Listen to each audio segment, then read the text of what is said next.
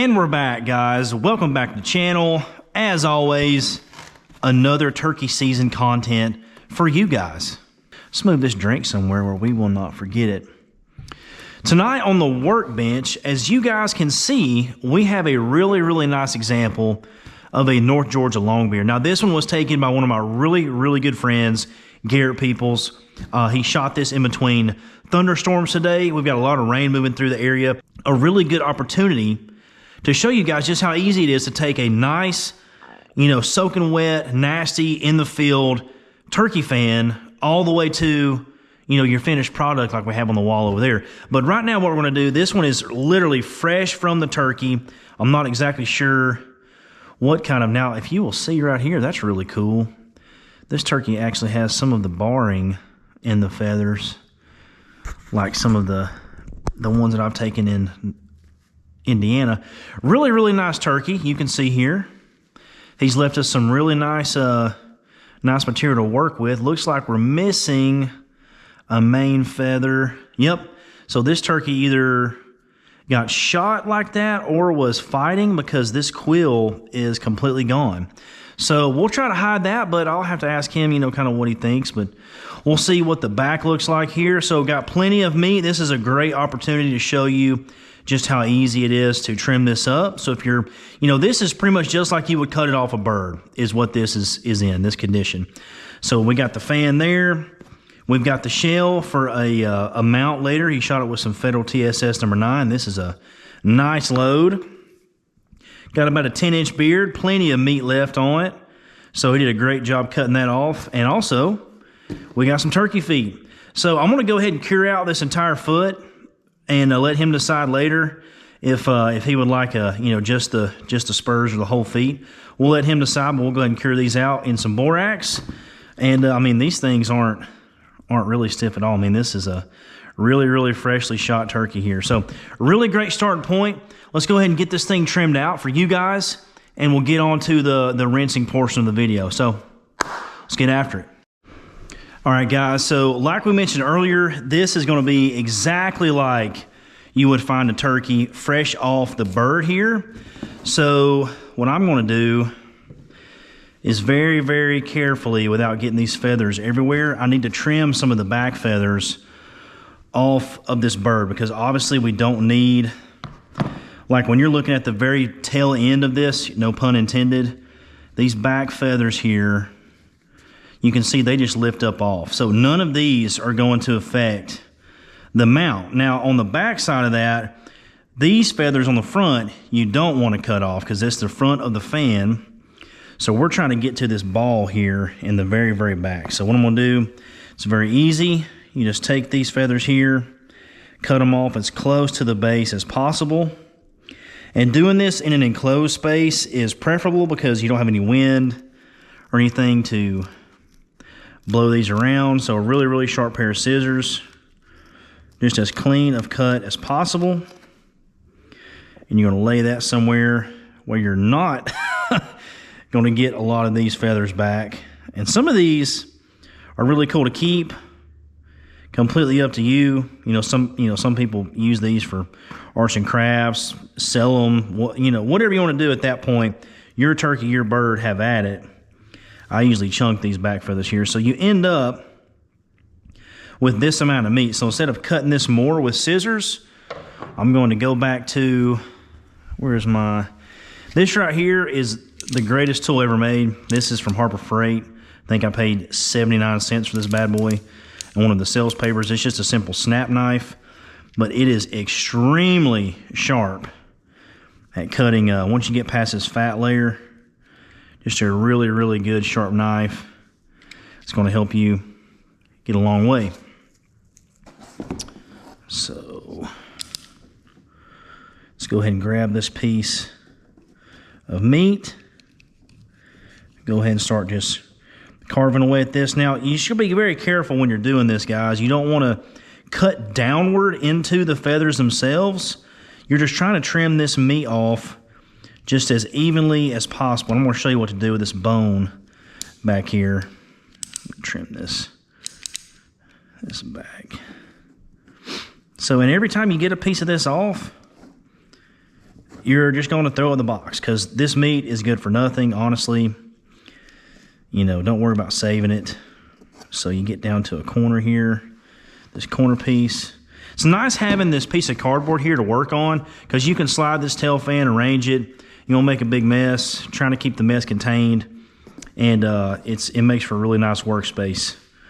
Learned that through many years of struggling. And this is even something you can take with you if you're traveling out of state as well. So if you're, you know, if you got a cardboard Amazon box and another like moving box from Home Depot, you can have this too, you know, if you're doing this on the road. There is no excuse to have to pay somebody to do this stuff, guys. It is very, very doable. So you can see we're just working our knife in under all this meat. And little by little, we're going to carve this away where all you can see is a little bit of yellow fat. It's going to be really, really easy to clean this up. And we're hitting that tailbone there. I can feel it. That little, now I call it a tailbone. I don't know the exact terminology. I'm not a biologist by no means. But I have cleaned enough of these to know that bone is going to prohibit several things. But when you finally display this nice fan, once we get done curing it out over the next 4 to 5 weeks, that bone is going to prohibit you from laying it flat. And it's definitely not what you want. So you're going to hit some of these little bit remainder feathers here.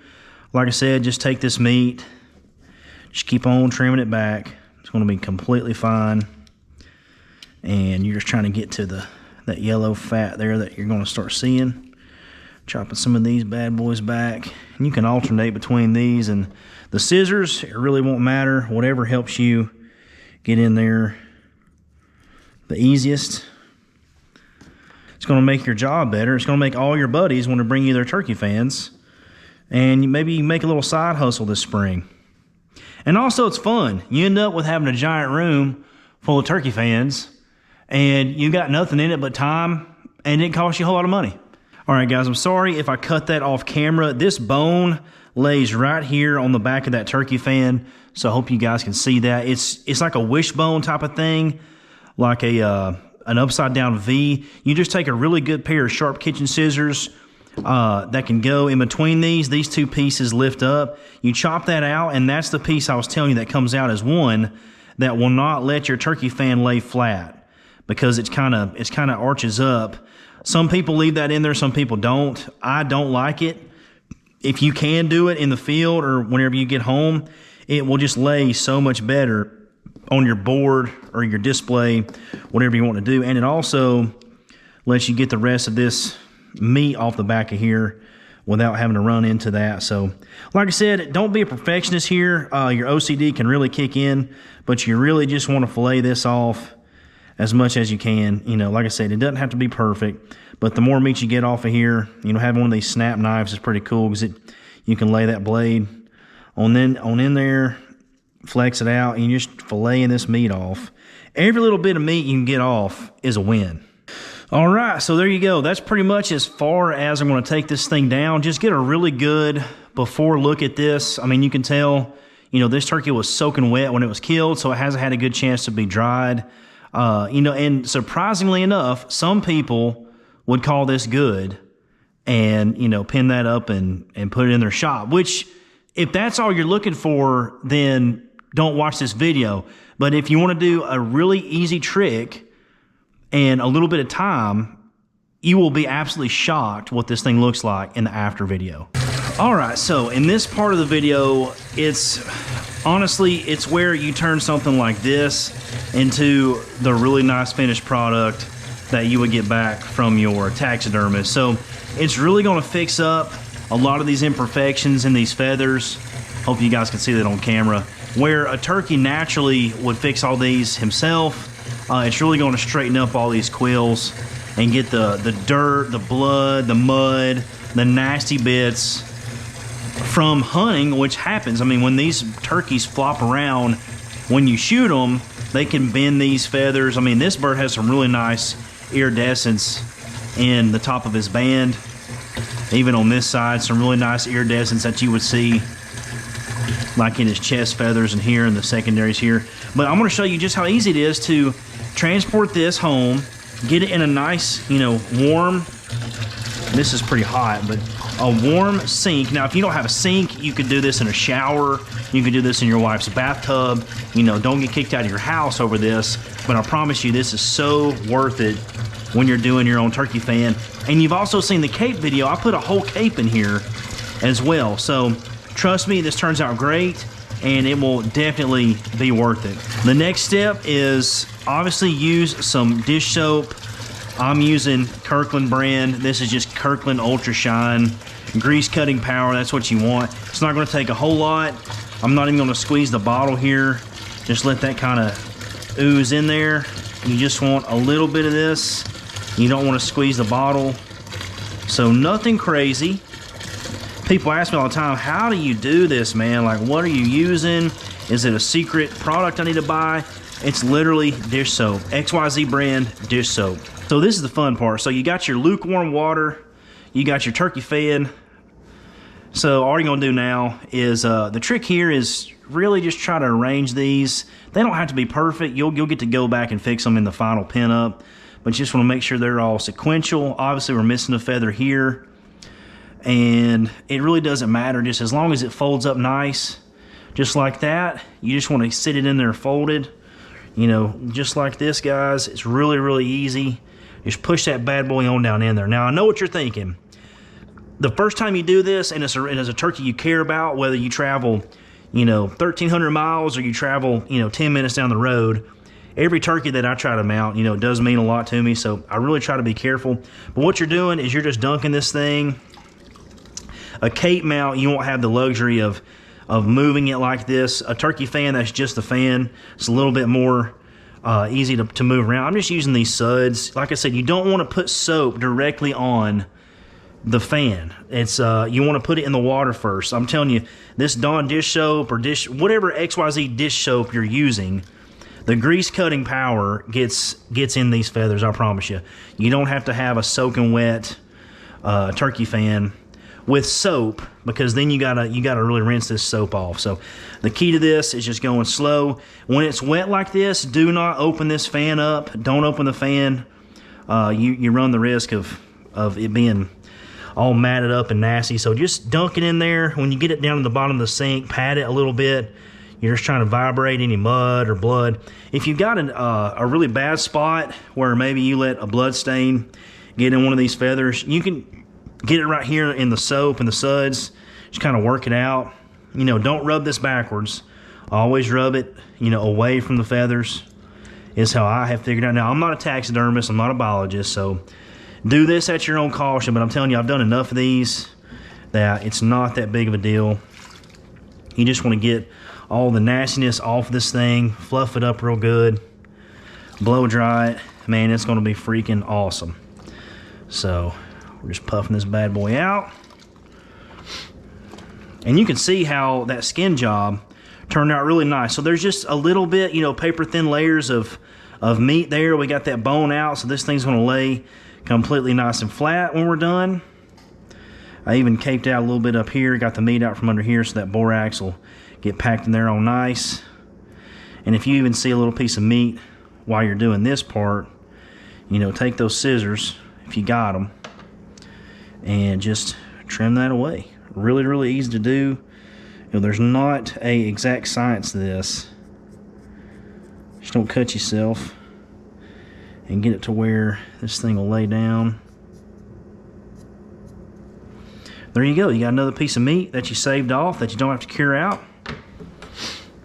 And it looks even better. So I'm going to finish this, patting this down. I'm going to get you back when we've rinsed it. All you're going to do is drain this water, get this out of the water, drain it, fill it back up, you know, 3-4 inches of clean water, and dunk this thing back in there. And then we're going to get this thing in the drying part of the video. So let's get to it.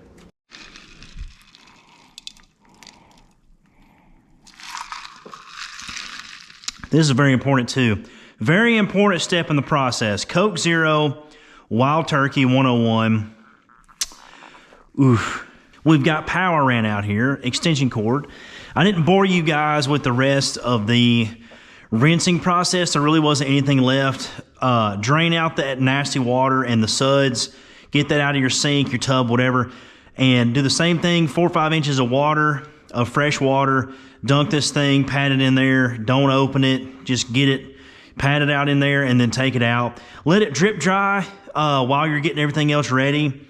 Let it do its own natural drying, and then what you want to do is bring it out here to your piece of cardboard. Do not open the fan yet, and lay it on its back, just like that. You're going to want to make sure you got some cold drinks or something out here, because this is going to take about 4 or 5 beers. You're going to want to put it on hot and high, and it's kind of self-explanatory. You're going to want to work this back and forth until she fluffs out, and that's really all there is to it, guys. So instead of boring you with showing me blow dry this back and forth, I'm going to get you to when we're about the halfway mark, and I'll show you just how different this fan looks at this point of the process. So stay with us. All right, guys, so after you get done blow drying this turkey, like I said, it's not rocket math. You literally just take your hair dryer, go back and forth, back and forth. The biggest tip that I can give you to get this thing done faster, and even if you're doing a cape as well, take it and blow dry it like this, upside down with the grain of the feather, just on high, back and forth, and you want to take it, flip it around, back and forth from the back side. Don't be blow drying it like this. Blow dry it upside down with the grain this way as well, and it will eventually fluff back up, and you can see just how flippin' perfect this thing turned out to be. I mean, the iridescent feathers, all the feather tips are fixed. All of these feathers here fluff back out. Just a really, really nice tail fan. Now, obviously, this particular turkey is missing a quill back here. I don't know if that happened during the shot or if that turkey was fighting. Like I said, you can't really tell when you're holding the fan here, but we're going to do our best to minimize that gap as much as we can. Obviously, I can't make a feather there, but we will go ahead and get this pinned up. Borax, and for all the guys out there that were asking me, you know, what type of borax are we using, you can go to any dollar store, Dollar Tree, Walmart, whatever. Just the 20 Mule Team borax. This stuff is so nice, and you know, I'm kind of giving you this video as someone who has done turkey fans before, so I felt like I wasn't robbing you from not showing how I put borax in this cup for the turkey feet. And also the same thing with the beard. Just make sure you put enough in there to cover the entire beard. You know, you don't have to cover these beard feathers, but definitely that skin down there, you want to cover that up completely. So let's go ahead. I'm going to show you that I use these nails here to puncture through the cardboard. I get in between these feathers and really stretch this thing out. You know, some guys like it completely 90 degrees. Some people like it more of a natural fan. So I'm going to go ahead and sprinkle the borax, get this thing pinned up, and I'm going to show you the final product and how nice that this fan is coming out. So stay with us. All right, guys, so there you have it. That is the finished product in the turkey fan. Obviously, stuff like this natural damage here and this loss of a feather, you can kind of minimize that as much as you want. Personal preference, you could have left that completely as he was. I like a more spaced out fan, natural looking. I tried to hide that gap for my buddy's bird as much as possible. Lay out these secondary iridescent feathers as much as you can, get it pinned up nice and neutral, and you're ready to go. But a lot of guys focus on killing the turkey. A lot of other creators, content guys, don't show you just how easy it is to do this in your home and fill up your shop, garage, man cave with all your memories from turkey season. Some Dawn dish soap, some borax, some 10-penny nails, some cardboard, and some thyme, and you get a nice and naturally shiny feather fan just like you want. Do the beard, the feet, keep your shotgun shell from the hunt and make a nice display. And it costs you nothing. I mean, that box of borax is, you know, $3, $5, whatever. And, you know, you have most of this other stuff, the nails and the cardboard maybe, in your shop. So, guys, as always, hope you enjoyed the video. Stay tuned. Got a lot more stuff to come. And as always, we'll catch you on the next one.